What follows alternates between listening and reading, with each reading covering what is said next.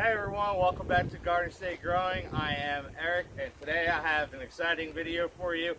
It is raining like crazy, so I kind of put up this little temporary shelter to help me get through the day. It should be a little bit nicer, even though it is miserable outside. But I got a package in the mail last night. Let me show you. Fragile, must be Italian. Handle with care, live plants. Where did I get this from? I think you guys know, Fast Growing Trees. They're awesome. And what did I get? I got strawberry crowns. Now I'm going to get into the reasons why I bought them as crowns opposed to plants, or just buying them at a box store later on. But for right now, I've got a lot to do.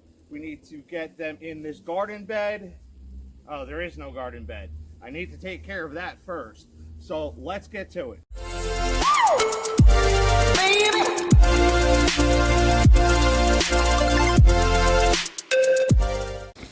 Alright, so let's get this garden bed done.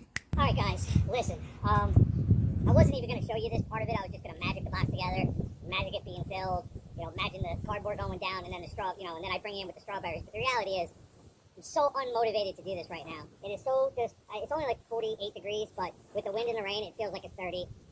Why am I doing it and doing it in the rain? I get very limited time off from work, and on working days, I can usually get to, checking the plants, watering the plants, seeing if they're okay, adjusting lights, watering if needed. But big project days like this, like setting up a whole new garden bed, it's got to get done, whether it's raining or not. A lot of people say it's Murphy's Law. I just call it spring. That's usually how we have to deal with it. But just because I'm out here doing it doesn't mean I'm all happy about it. I'm really not. This sucks. I would rather be inside watching The Little Mermaid or Punky Brewster or Monster Garage. Yeah, or something like that, something with guns. But, so what I'm going to do is I'm just going to put this on hyperlapse and let it go as I build this whole bed. I'll try to make it as fast as possible so I don't bore the crap out of you guys. And then if I can get this done, if it was a nice sunny day out, this project would take me an hour and a half. But like I said, with the rain and the cold and me being really unmotivated to be out here, it's going to take me a long time. So, let's get to it.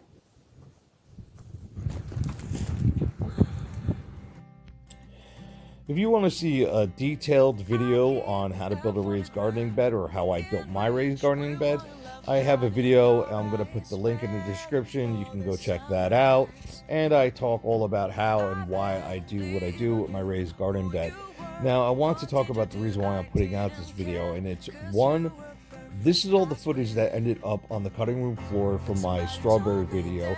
My son Tyler had come to hang out with me, and we started chatting, and he just started asking some great questions, and I was just really enjoying having a conversation with him and teaching him about strawberries. Now, he didn't know I had the camera on him, but I did, so if you see the video, I'm like playing it up to the camera a little bit, but he has no idea. And two, I wanted to show how you could take a miserable day like this rainy, cold, miserable day, and turn it around. Just use your imagination, look at things through a positive perspective, and just have some fun with it. A little rain, a little cold, this is nothing compared to, what I used to go through when I was camping. All right. All right, guys, or ladies out there, I don't care. I'm gender neutral. I don't care. Have you ever gone through something like this, where like you're trying to put these brackets in, but you have to use one size to go in from one side, another size to go on the other side. But if you can see inside these cups, these screws, like an idiot that I was, I bought the brown coated screws, and every time I drop one on the ground, brown screw, brown mulch. It gets lost forever in there. And if I do find it, like I just did find one, every time I go to pick it up, these gloves are so darn clunky, I can't grab anything, but I can't take them off because my hands are freezing. Blah, I know. Listen to me. It's just rain. Strawberries don't mind the rain. But guys or gals, if you've ever been into a situation that's so frustrating because you can't grab what you need to grab because you got big bulky gloves on, but you can't take them off for whatever reason, and it just sits there and frustrates your entire day and makes everything so much worse. If it's happened to you, don't be afraid to leave a comment in the comment section down below. Now, I'm just going to get back to it.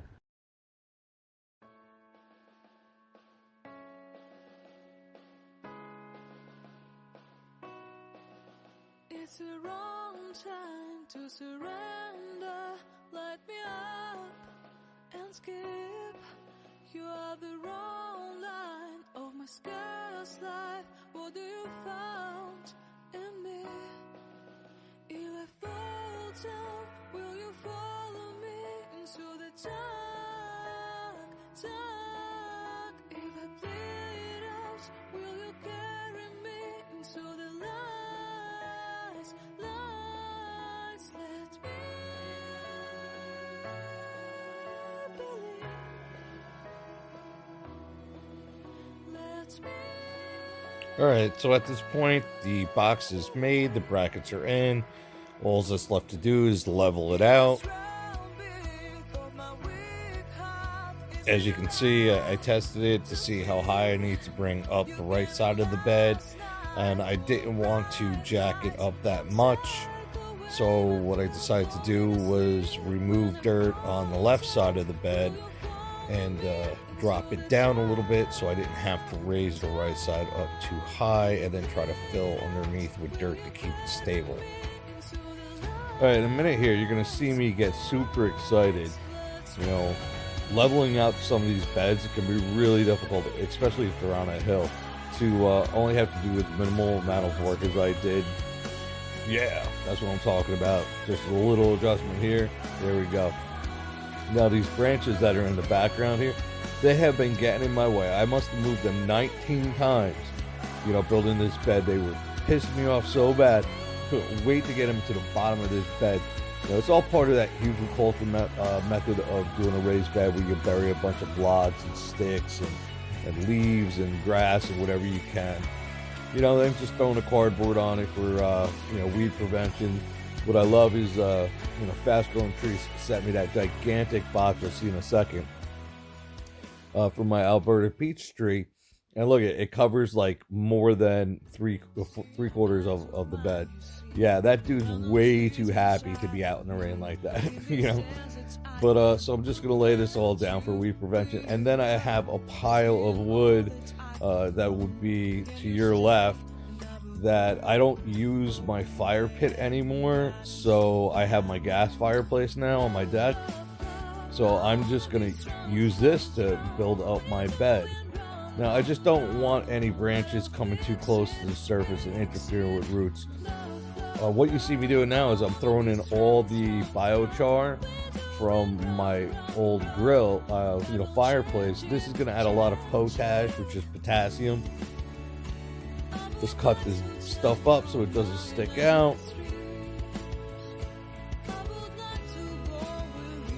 You ready for it? Judo chop!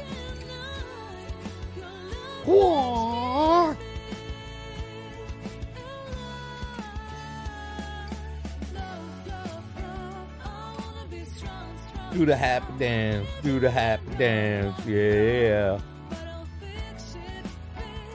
Now it's just time to get this bed filled. Wheelbarrow by wheelbarrow, rake by rake, mushroom compost. And now all I gotta do is fill it up with a butt ton of compost.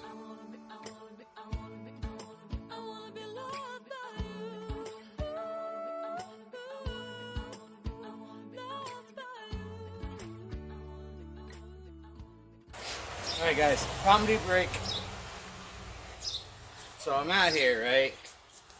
And I'm shoveling my mushroom compost. And you know, it's kind of boring, kind of wet. At least it warmed up a little bit, which is kind of cool.